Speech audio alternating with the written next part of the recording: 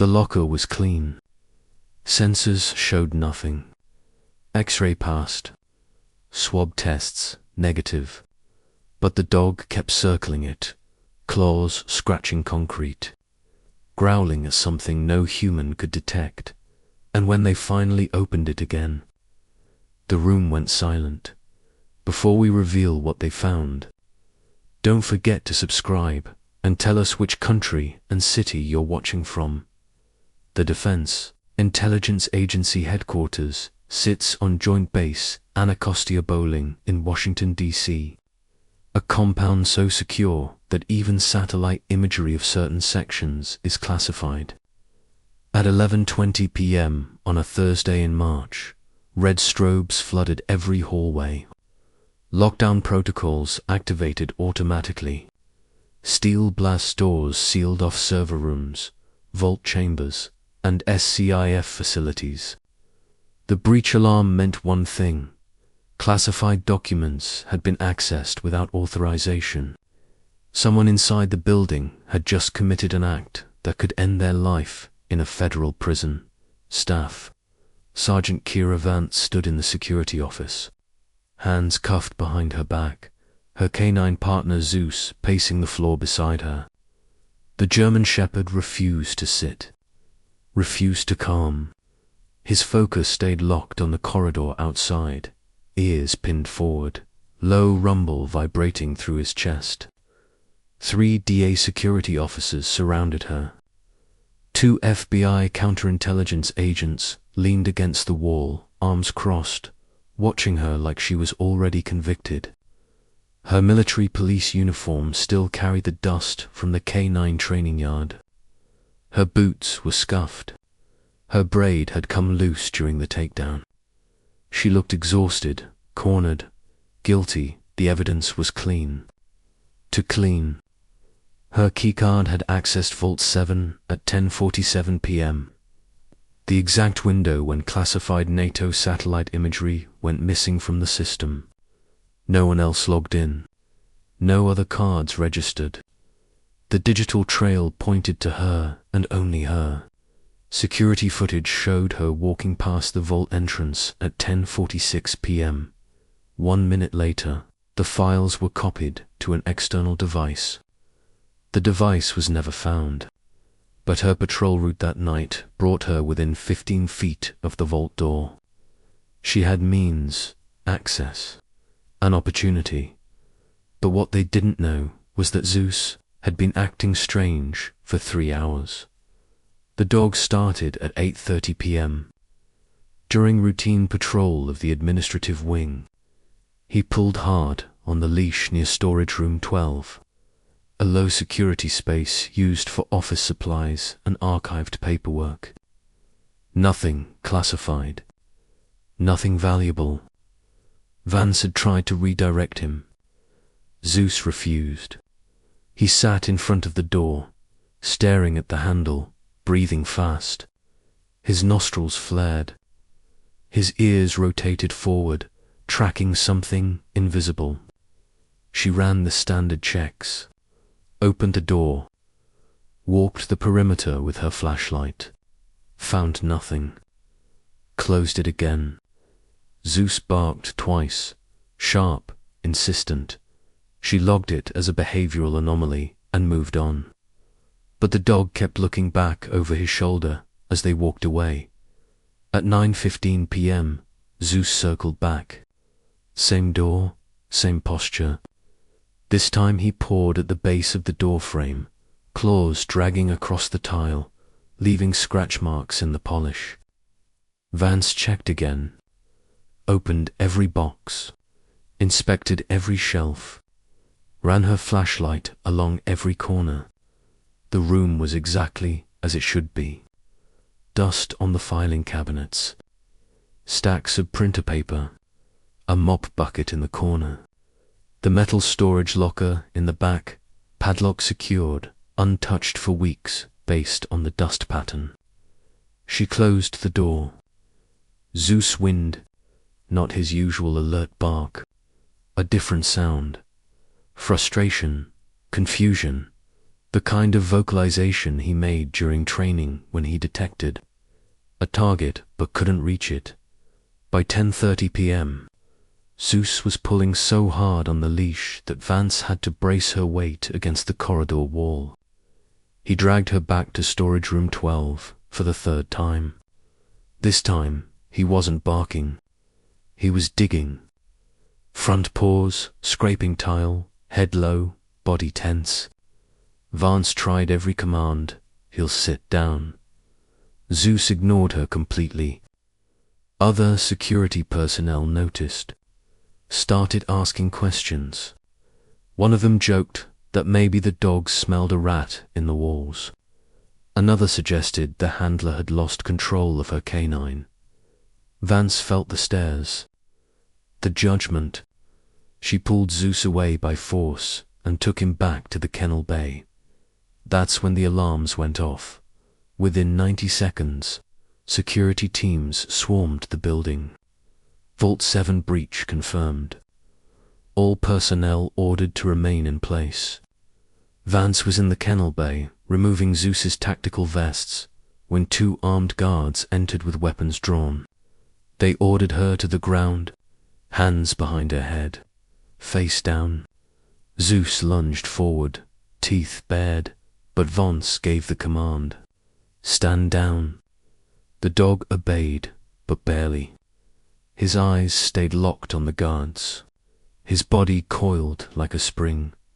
They took her to the security office, ran her card logs, pulled her access history. The evidence was damning. She'd been near the vault. Her card showed entry clearance. No one else was in that corridor at that time. The investigator asked her once, "Did you take the files?" She said no. He asked again, "Where is the device?" She said she didn't know. He leaned forward, voice flat, and told her that lying to federal agents was a separate felony. She stayed silent. Her mind was racing, but her face stayed neutral. This was the training. EOD taught you to stay calm when everything around you was chaos. When the wrong move meant death. When panic was the enemy. She'd defused bombs with her hands shaking inside the blast suit, knowing one mistake would end her life. This was different, but the discipline was the same. Stay calm, trust the process. Trust Zeus, because the dog was still barking at that door. The German shepherd stood at the threshold of the security office, staring down the hallway toward the administrative wing. Every few seconds he barked. Sharp, insistent. The sound echoed off concrete walls. One of the FBI agents told Vance to control her animal. She gave the quiet command. Zeus ignored it. The agent threatened to remove the dog from the building. Vance finally spoke. 3 words. "Check the locker." The investigator frowned. "What locker?" She nodded toward the hallway. "Storage room 12, the one Zeus had been fixated on all night." The agent shook his head. That room had already been checked. Twice. First sweep at 9 p.m. Second sweep at 10:15 p.m. X-ray scanner. Thermal imaging. Chemical swabs. All negative. Nothing unusual.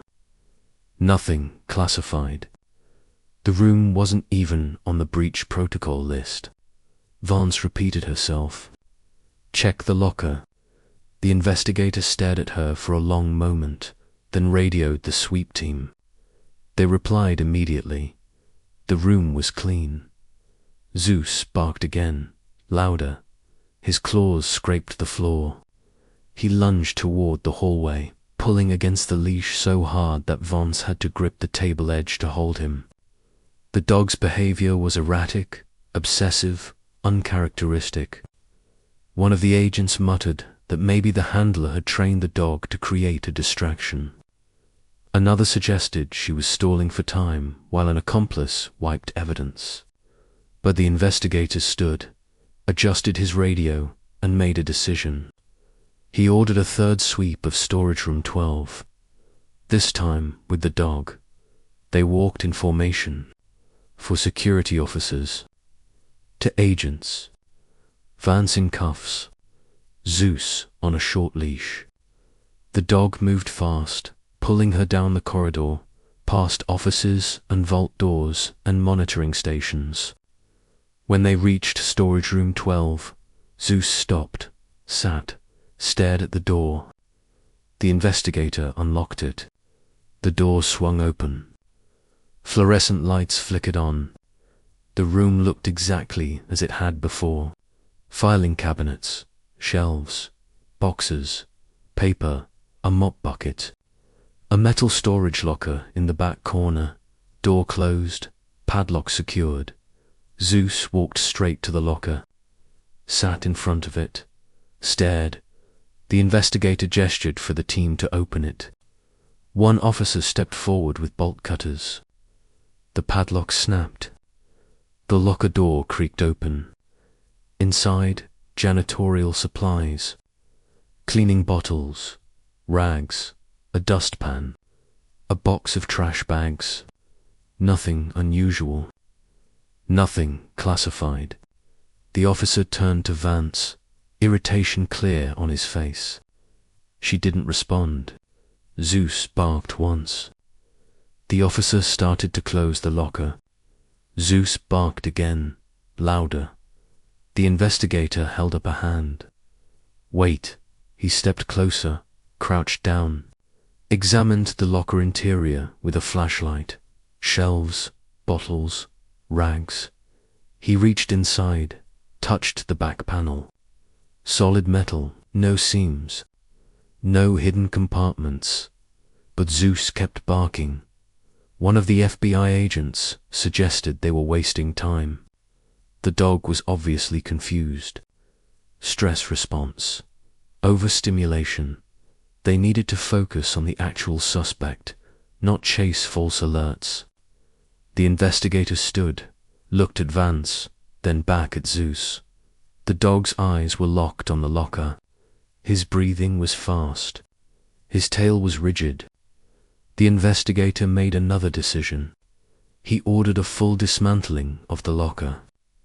Remove every item. Check every surface. Use the RF detector.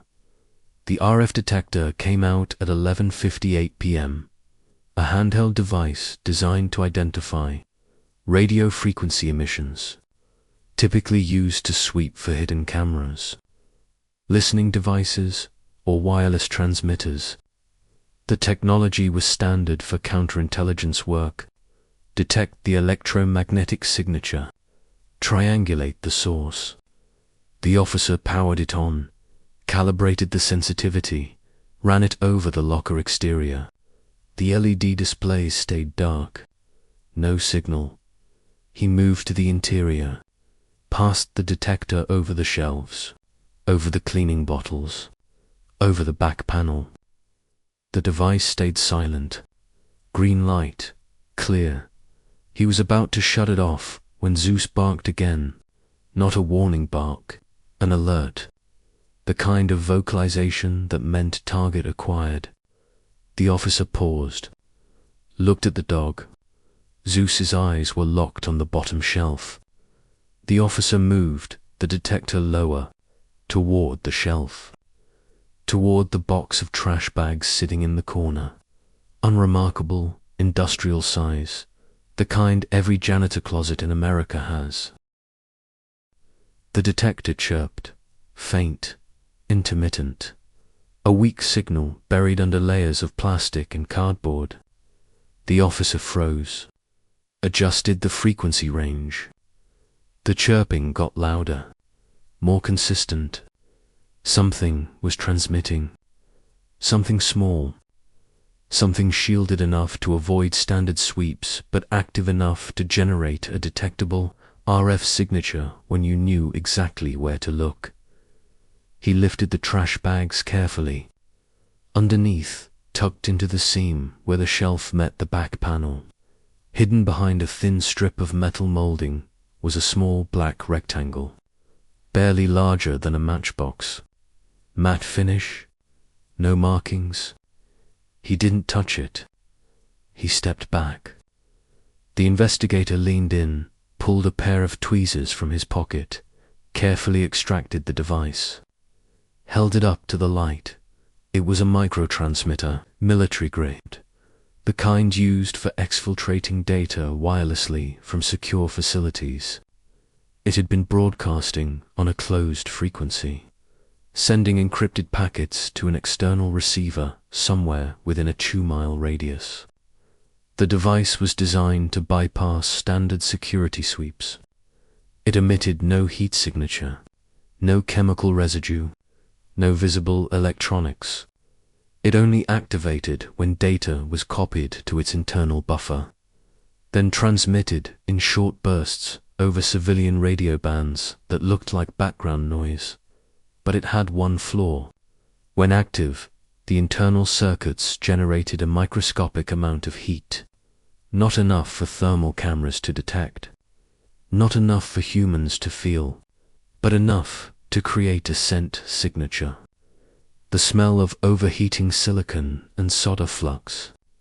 A scent so faint that only a dog trained in electronic detection could identify it. The room went silent. Every person in that storage room understood what they were looking at. This wasn't a random device. This was Chinese intelligence tradecraft. This was espionage. This was treason. And it had been planted in a low-security room specifically because no one would think to check it.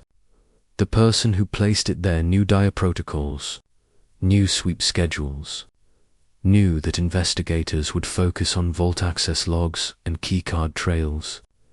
The transmitter had likely been there for weeks, copying data passively every time someone accessed nearby servers.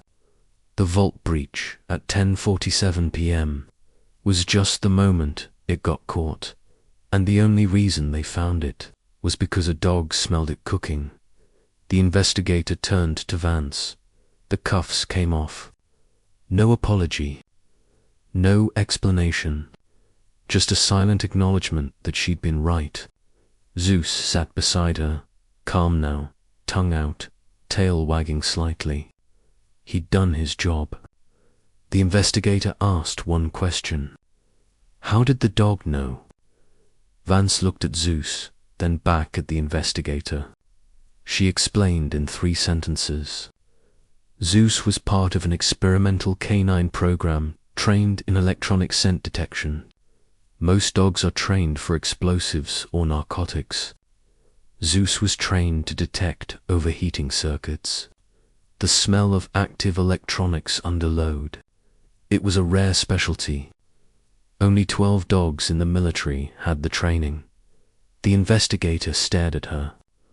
Why was a canine with that capability working routine security patrols at Dyer? Vance's face stayed neutral. She didn't answer. One of the FBI agents checked her file on his tablet. His expression changed. He showed the screen to the investigator. Vance's record showed 12 deployments to Afghanistan. Former explosive ordnance disposal technician. Transferred to K9 unit after medical discharge. PTSD diagnosis. Reassigned to administrative security work. But her file also showed something else. A classified addendum. A note that her current posting was part of a pilot program. Dia had requested her and Zeus specifically. Not for patrols. For monitoring, they'd been bait. A tripwire. Someone inside the agency suspected a mole had access to secure facilities. Standard sweeps weren't catching anything. So they brought in a K9 team with a capability no one would expect. Vance and Zeus had been walking the building for 3 months, running silent detection protocols disguised as routine patrols. The administrative wing wasn't random. It was the target zone. Storage room 12 wasn't a low security space. It was adjacent to a server room that processed satellite intelligence. The transmitter had been siphoning data through the ventilation ducts, and Zeus had sniffed it out on a Thursday night in March. The investigator asked if she knew who planted the device. Vance shook her head. That wasn't her job. Her job was to find it. Counterintelligence would handle the rest. The FBI agents were already on their phones, coordinating with the agency's internal security division. They'd review access logs for anyone who entered storage room 12 in the past 6 months. Cross-reference with personnel who had technical knowledge of RF transmitters. Run financial audits. Check travel records. The mole would be identified within 72 hours. But the immediate threat was over. The device was disabled. The data pipeline was severed. Whatever information had been transmitted was already gone, but the bleeding had stopped. Zeus had saved the operation, and Vance had trusted him even when every piece of evidence said she was guilty. The investigator handed her a bottle of water, told her to take the rest of the night off. She nodded, clipped Zeus's leash, and walked toward the exit. The dog trotted beside her, calm now, head high. As they passed the security office, one of the officers who had cuffed her earlier stepped forward. He didn't say anything, just nodded. A small gesture, respect. She returned the nod and kept walking. But what they didn't know yet was how close they'd come to losing everything. The FBI technical team arrived at 2:15 a.m. with specialized equipment in hardened cases. They dismantled the transmitter under sterile conditions inside a Faraday bag to prevent any final data burst. Extracted the memory chip with forensic-grade tools. Ran data recovery protocols on the internal buffer using air-gapped computers that couldn't be remotely accessed. The device had been active for 43 days. Not dormant. Not occasional, active. Broadcasting continuously whenever data passed through the adjacent server room's ventilation system. During that window, it had transmitted 1,847 individual files, each one tagged, categorized, prioritized by an algorithm running inside the device's firmware. Satellite imagery showing troop movements in Eastern Europe. Signal intelligence from NSA intercepts. Reconnaissance data from CIA assets in the South China Sea. Targeting coordinates for ongoing drone operations across Yemen, Somalia, and Syria. The kind of information that could get field officers killed. The kind of information that could compromise strategic planning for an entire theater of operations. The receiver was in an Arlington apartment, 2 miles from Dyer headquarters. FBI raided at 3:40 a.m. Found a laptop running data aggregation software, forwarding high-value intelligence to an encrypted server in Macau. The trail led to Shenzhen, to a company with ties to China's cyber warfare. Division, professional, coordinated, years in the making, and it had been stopped by a dog that smelled overheating circuits. Vance didn't learn any of this until 3 days later. The investigator showed her the timeline. 43 days of compromise. 1,800 files. 7 operations potentially burned. But countermeasures had worked. False data seeded into the pipeline. The Chinese had been fed poisoned intelligence for weeks. Whatever they stole was now useless. The investigator told her that Zeus had validated the entire program. Electronic scent detection had been on the chopping block for 2 years. Budget cuts. Skeptical leadership.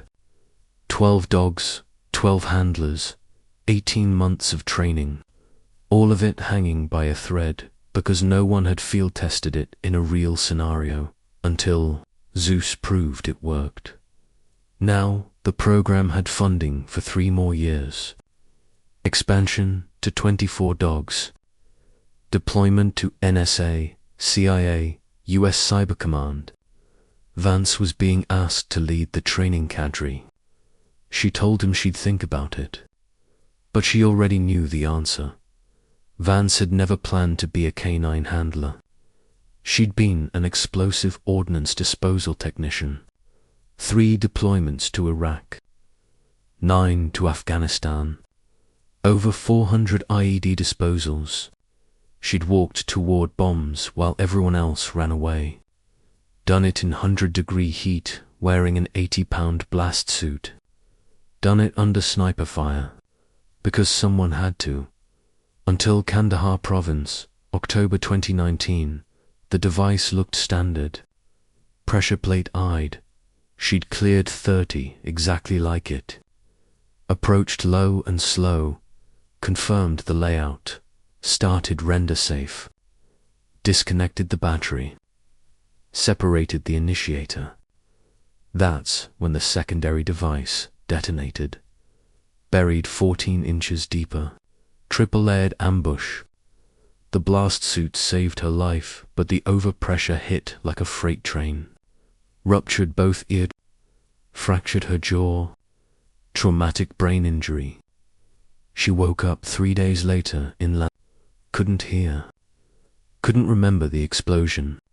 Hands shaking every time she held a cup. The diagnosis: moderate TBI, permanent hearing loss, PTSD, medically retired from EOD.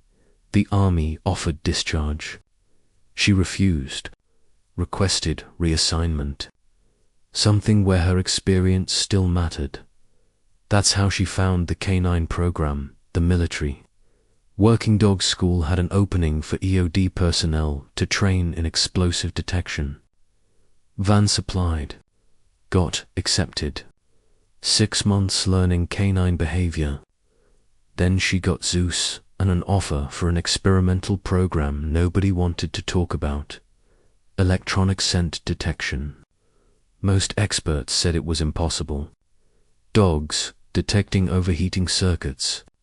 Silicon warming by 2 degrees. The scientific community was split. Zeus was different. Bred for scent work. Trained from 8 weeks old. 18 months of certification. The final test. A simulated embassy compound. 40 rooms. 300 devices.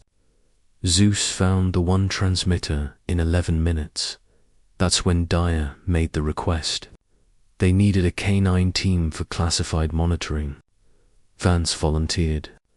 And for 3 months, they walked Dyer headquarters, running silent detection protocols, until the night Zeus found what he was looking for. Now, sitting in the briefing room, Vance understood what it meant. Zeus hadn't just validated the program. He'd validated her.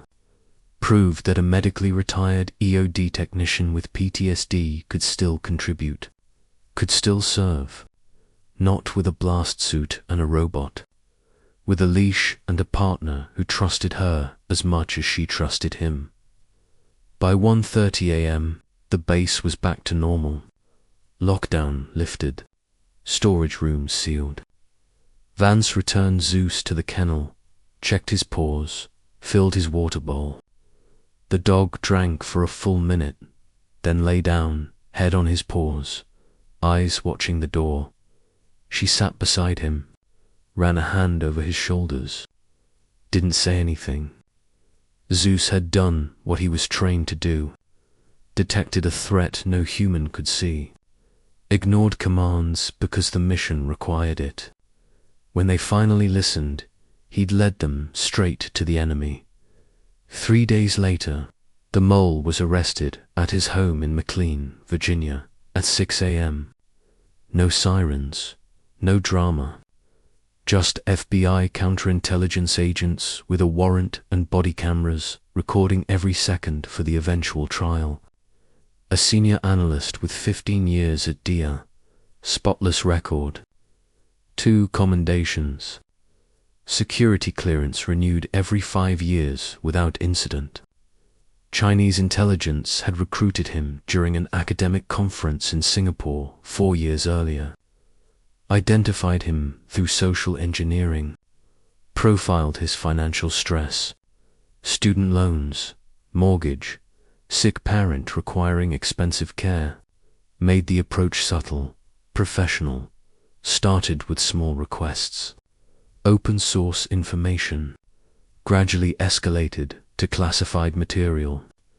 By the time he realized he was compromised, backing out meant prison anyway. They paid him in cryptocurrency, untraceable through traditional banking channels, supplied the transmitter through a diplomatic pouch that never showed up on customs logs, gave him detailed instructions on placement. Storage room 12 was checked infrequently, located near critical infrastructure, and had ventilation access to the server room through shared ductwork. Perfect for passive collection. He visited the room twice over 3 weeks. First time to measure, second time to install. Each visit logged as routine. Facility inspection under his analyst cover. He didn't account for a dog that could smell electronics. No one had. The program was classified. Zeus was one of 12. Vance didn't attend the arrest. Didn't get a medal. Her role stayed classified. The report listed the device as discovered during routine sweep. Zeus was mentioned only as canine asset. That was fine. She didn't work for recognition. 2 weeks later, they were back on patrol. Same hallways, same schedule. Zeus didn't react to storage room 12 anymore. Just kept moving, nose down, scanning for the next threat. The room was empty now. Cleared, repainted. To anyone else, nothing had happened there. But Vance knew better. And so did Zeus. Every time they passed that door, she remembered the night she was accused of treason. The night her own people cuffed her and treated her like an enemy. The night a dog saved her career by refusing to give up on something no human could perceive. She didn't hold grudges. Security had followed protocol. Evidence pointed to her. They'd done their jobs correctly, but the experience taught her something she'd carry for the rest of her service. Trust the dog, even when it doesn't make sense. Even when every human in the room says you're wrong. Even when the evidence points elsewhere and logic suggests you're chasing nothing. If your canine is alerting, there's a reason. The dog isn't confused. The dog isn't wrong. The dog is detecting something your human senses can't process. That's why they're there. That's why the partnership works. And sometimes, that reason is the difference between national security and catastrophic compromise. Zeus never got a medal either. Just an extra treat that night. A few minutes of play in the yard. A longer break between patrols. Dogs don't work for medals or recognition or public ceremonies. They work because their handler asks them to. Because the mission matters.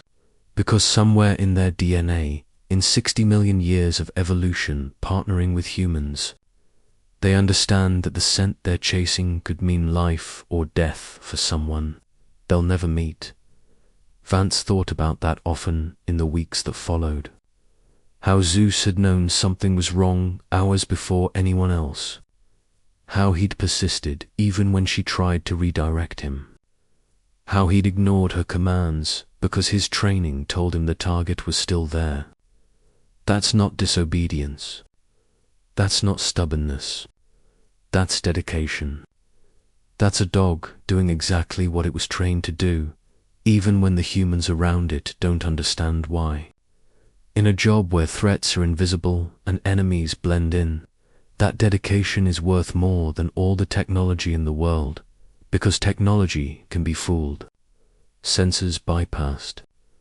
Security sweeps miss things, but a dog's nose. 60 million years of evolution fine-tuned into a weapon. When that weapon locks onto a target, you listen, even if it means looking foolish, even if it means checking the same locker 3 times, because sometimes nothing is exactly what the enemy wants you to see, and the only one who sees through it is the one who can't speak.